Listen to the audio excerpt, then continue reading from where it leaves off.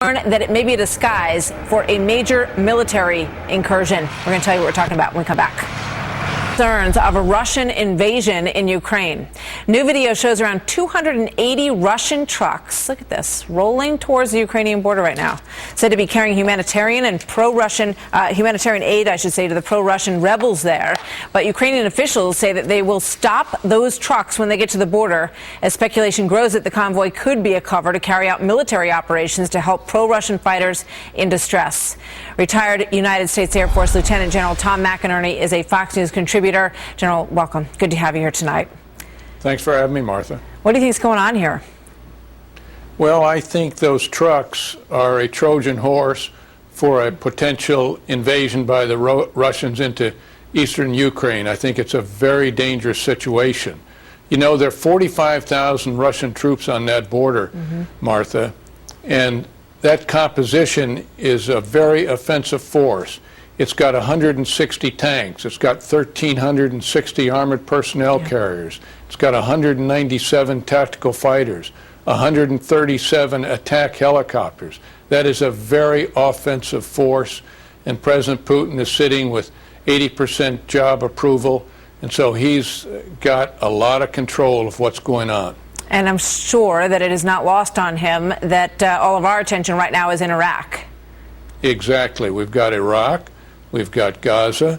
We've got the domestic problems that we have here in the United States. So we have a lot of challenges, and frankly, the Commander-in-Chief has not been leading from the front. He's been leading from behind, and we have corrupt socialist governments in Europe that are more worried about their economic trade with Russia. And finally, we've got a U.S. military that is frankly on a disarmament route. So this is a perfect storm for President Putin to make a move. So you think Putin looks at this situation and says that, you know, we've got things on every single burner on the stove at the moment, and he's not doing well in this Ukraine venture at this moment. Basically, his folks are surrounded in Donetsk, correct? That is an excellent point, Martha.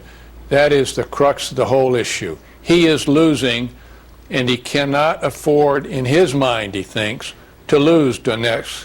And so I think that may make the perfect storm drive in his direction.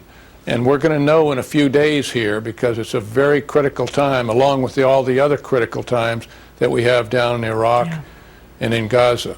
I mean, it's a situation, you know, that it reminds me, I mean, different things, of course, at play, but it's almost like the Cuban Missile Crisis. You've got this, you know, this convoy, and it's heading to the Ukraine, and it's going to get to the Ukraine eventually. And the Ukrainians are saying, we're not going to let it get here. We're going to stop it. We're going to turn it around. And you have the force of Vladimir Putin behind that convoy saying, we're going in, right?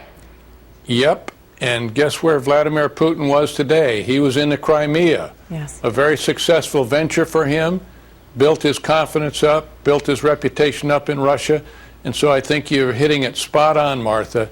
This is a challenge that is going to come, and it's my odds at 60% chance that he will make it. It's 60-40 that he will go into eastern Ukraine, and that is very dangerous for the world. You know, the timing on this is going to take a couple of days for them to get to this border and to hit that checkpoint where the Ukrainians say they're going to turn them around. You know, I mean, what do you think militarily? What happens next?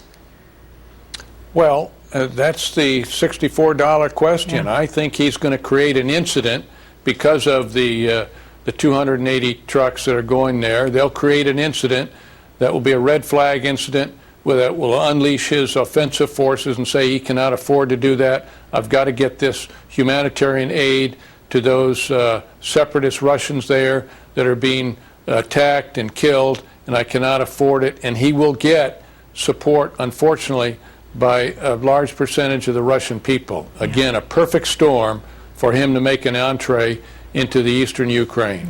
Great points. General, thank you so much for being with us tonight. We'll see you next time. Thanks, Martha.